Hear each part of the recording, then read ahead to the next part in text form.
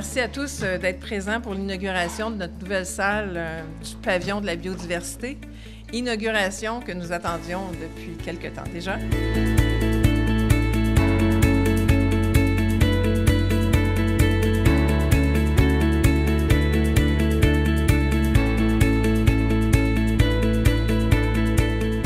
C'était un bâtiment qui existait déjà à l'époque de l'écomusée dans les années 80. C'était M. Denis Lard qui a créé l'écomusée, qui était conseiller municipal à l'époque, qui était l'instigateur de l'achat des rouleaux de la baie James, qui a créé vraiment cet endroit-là. Donc, ça n'a aucun rapport avec ici, là. Okay, c'était vraiment juste la partie en avant. Et c'était l'écomusée à ce moment-là. Donc, il avait fait ça quelques années, puis l'écomusée s'est terminé à un moment donné. Et puis, ce centre-là est devenu un peu plus des salles à louer, là, exemple les scouts, des cours et tout ça, au courant des années. Et puis, comme je disais tantôt, en 2013, quand on est entré en poste, on a fait le tour de la ville, puis moi, je savais que ça existait, je suis natif d'ici. Mais tu sais, je venais pas souvent ici. Et quand je suis venu, je trouvais que c'était un site qui était vraiment laissé à l'abandon, puis il n'y avait plus vraiment de vocation, tout ça. Puis on s'est dit, c'est un merveilleux emplacement ici. Il faut lui donner une nouvelle vocation à cet endroit-là. Et puis, c'est ce qu'on a fait. On a une subvention. Donc, on a une subvention de 500 000 au niveau du gouvernement fédéral, et puis pour le rénover. OK? Puis ce qui est arrivé, c'est qu'à travers tout ça, on a eu le projet de réintégration des rainettes Faugrillon au niveau du biodôme et le ministère de la Faune, pas je me trompe. Et puis, tout en ayant ça, on s'est dit, hey, pourquoi pas créer un endroit de biodiversité? Les jardins de papillons, les rainettes, jardins communautaires, c'est un centre culturel en même temps, dans le sens qu'on fait des spectacles au niveau du pavillon qu'on a fait aussi. Et puis là, on parle des ruches. Bon, c'est vraiment un endroit nature où les gens vont se retrouver. Donc, c'est un peu ça, le pavillon de la biodiversité, parce qu'on y retrouve de tout, hein, au niveau de la nature, au niveau de la culture, des spectacles et tout. Donc, on a redonné un second souffle, une nouvelle vocation. Puis on est très fiers, puis on l'a agrandi en même temps, c'est sûr, parce que Saint-Constant n'avait pas vraiment de grandes salles comme celle-là. C'est l'endroit idéal pour faire de la location. Vous allez être très occupés en 2019. On a déjà des demandes, puis les gens ont découvert ce bel endroit-là. Puis, comme Manon disait tout à l'heure, il y a une belle piste pour courir aussi qu'on a fait, qu'on a aménagé, pour faire du patin l'hiver aussi.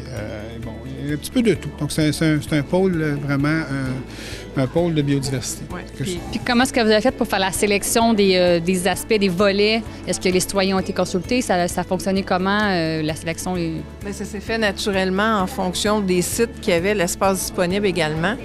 Déjà, on savait qu'ici, ça avait été ciblé. Il y avait des petits étangs qui permettaient la réintroduction de la rainette. Exact. Parce qu'on ne pouvait pas le faire partout. Là, non, c'est juste ici qu'on peut le faire. Autour les villes environnantes, là, ça ne se prêtait pas nécessairement à ça là, dans toutes les villes. Nous, on avait l'espace prévu.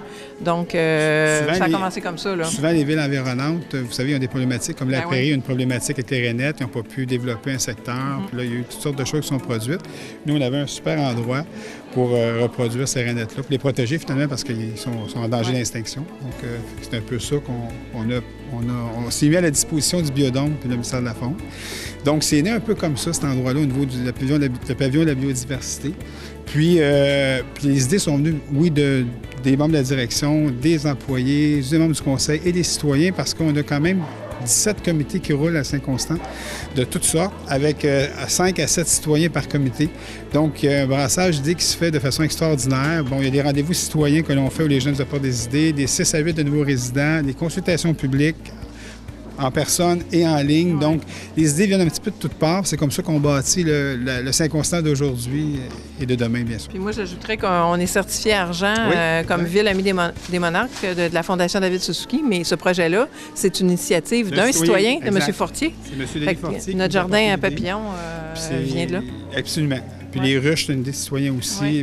C'est vraiment des idées de citoyens. Puis on a l'endroit extraordinaire pour le faire. Les jardins communautaires aussi, des idées de citoyens, parce que souvent, les gens qui viennent de la ville s'installer ici, les terrains sont plus petits, mais ils aimeraient ça essayer de cultiver un petit jardin, qu'on a mis ça à leur disposition aussi. Donc c'est un mélange d'idées, puis c'est comme ça que tu bâtis quelque chose d'extraordinaire.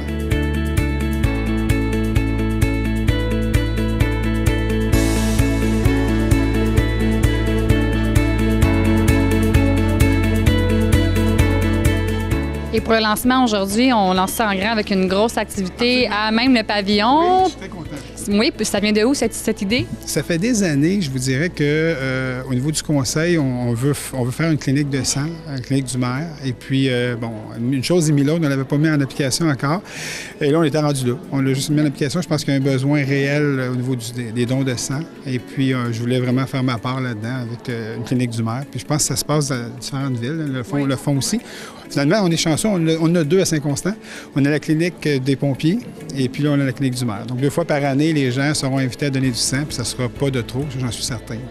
Puis, en terminant, est-ce que vous pouvez me dire s'il y a une activité qui s'en vient ici prochainement pour les citoyens, à même le pavillon?